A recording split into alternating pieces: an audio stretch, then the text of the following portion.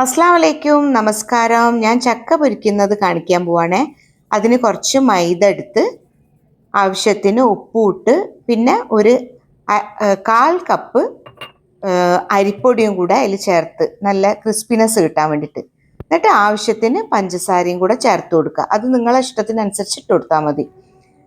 എന്നിട്ട് എല്ലാം കൂടി ഒന്ന് നല്ലോണം കൈവച്ച് കുഴച്ച് കൊടുക്കുക. അതിനുശേഷം വെള്ളം ഒഴിച്ച് നല്ലോണം കലക്കി യോജിപ്പിക്കുക. കൈകൊണ്ട് തന്നെ കുഴച്ച് യോജിപ്പിക്കുക.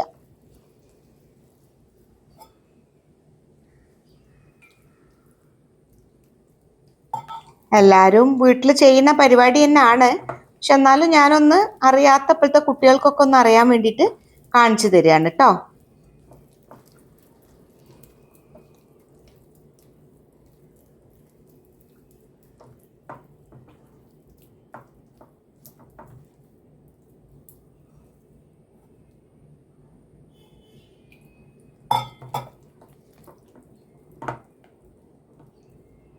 വെള്ളം ഒഴിച്ച് കലക്കിയെടുക്കുമ്പോൾ വെള്ളം കൂടുതലാവാനും കുറയാനും ഒന്നും പാടില്ല.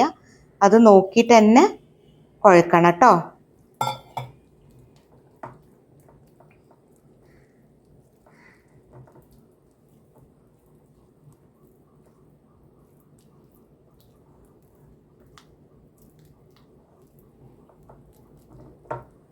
നല്ലോണം കുഴച്ചതിന് ശേഷം ഒന്ന് മൂടി വെക്കുക മാവ്.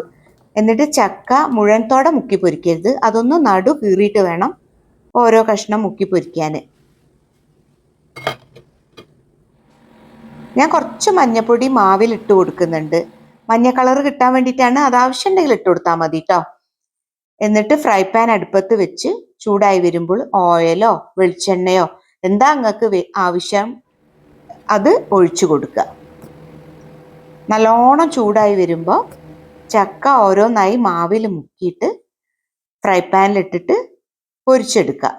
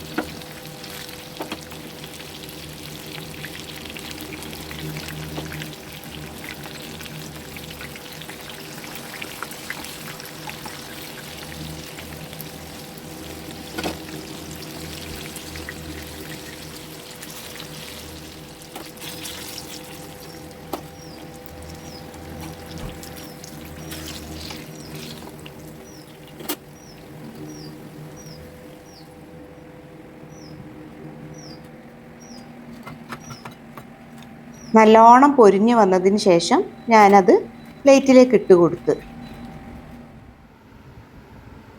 കട്ടൻ ചായയും ചക്ക പൊരിച്ചതും ഒക്കെ നല്ല മഴയത്ത് കഴിക്കാൻ നല്ല സുഖമാണ്. നിങ്ങളെല്ലാവരും ഒന്ന് ട്രൈ ചെയ്ത് നോക്കൂ കേട്ടോ.